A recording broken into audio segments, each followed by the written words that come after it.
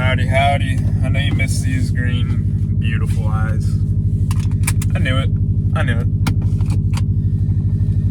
Oh, it's 11 in the morning. It's a little bit of an earlier lift. I don't really have a set time that I go. I mean, some days I go earlier, some days later.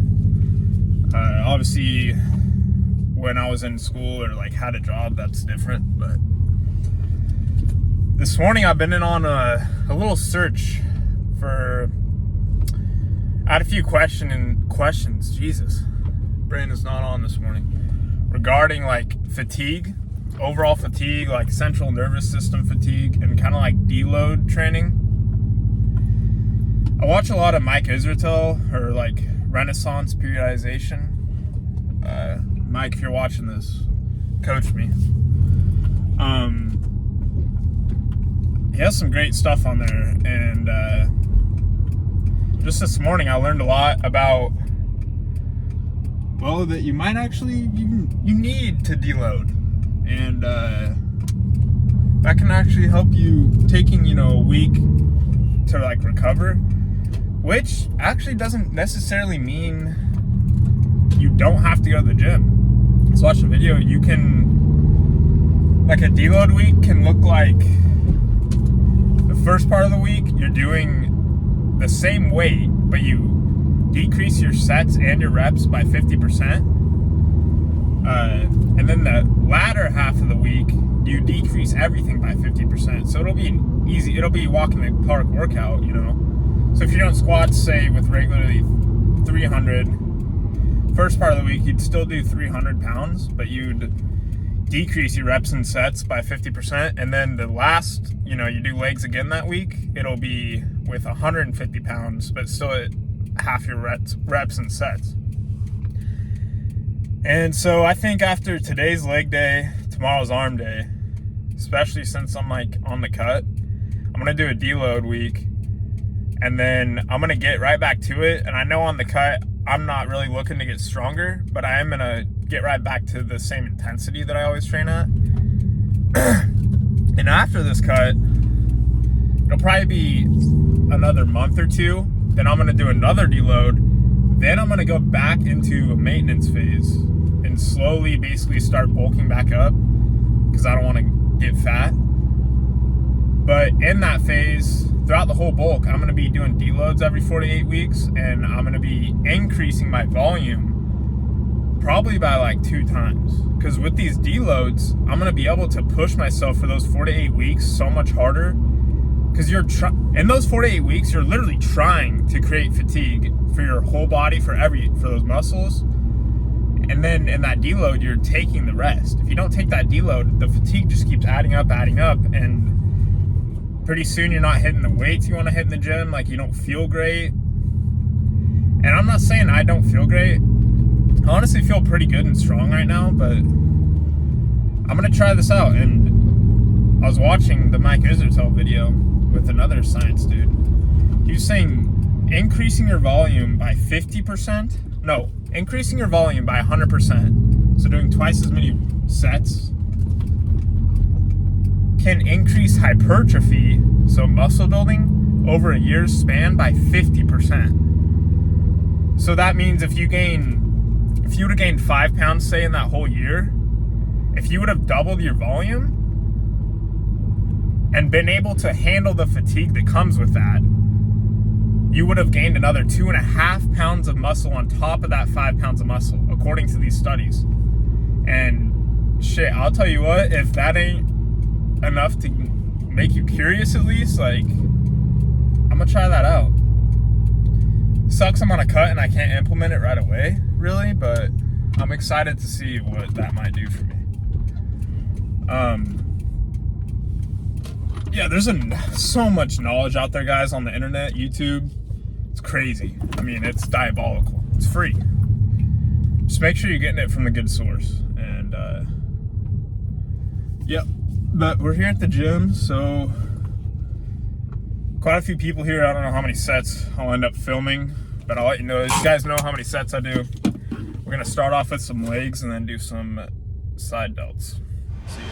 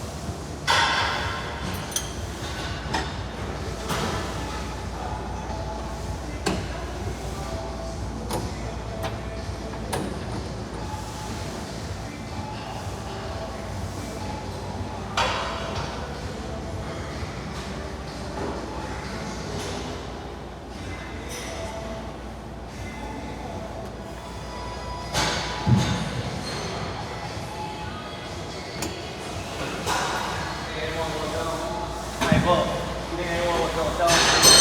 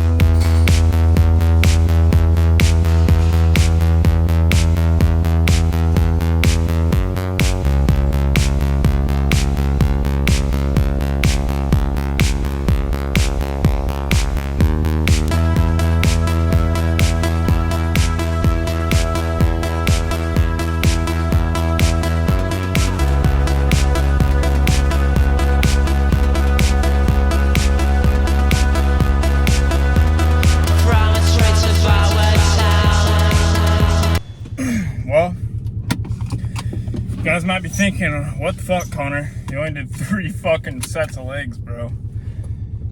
That's because I'm gonna do that deload now, guys. I'm just, after my first set of squats, that was 275. And that's not even like, shouldn't be super heavy for me. It felt like my whole body was giving out before my actual quads were. I mean, my quads still got a lot of work there, but I think I need that deload now, guys. So I'll be starting that now, and I normally would have done around 6 sets there. I did 3, still with around the same intensity. And then my next leg day, I guess, will be 50% everything. I can feel a lot, especially with like when I do a lot of squats and heavy bent over rows. I get a lot of fatigue in my lower back area. Not that it's not like lower back pain, but it is fatigue, and you can tell it's there. And that's simply because you're using your lower back as stabilizers for those lifts, and those are very heavy compound movements. So that's something to keep in mind. I like to spread out, like, on my back days. I told you earlier how I do one day is more bent over row, like row focused. One's more lat focused, pull down focused. The weeks where I do row focused back workouts, I'm not doing Smith machine or barbell squats. I'm doing like hack squats, you know, on the machine, a lot of leg extensions,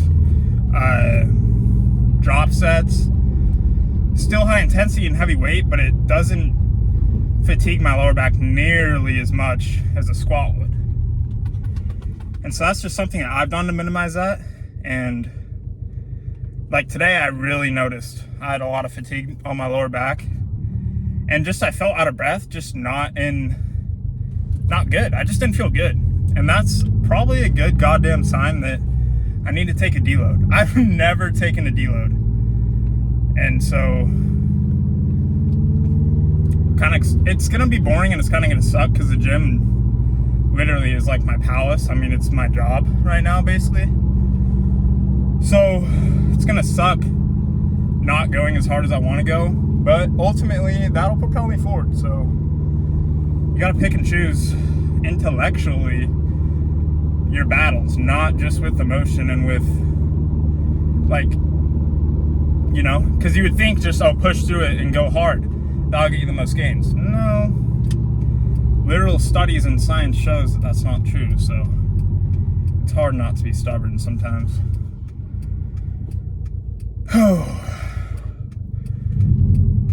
But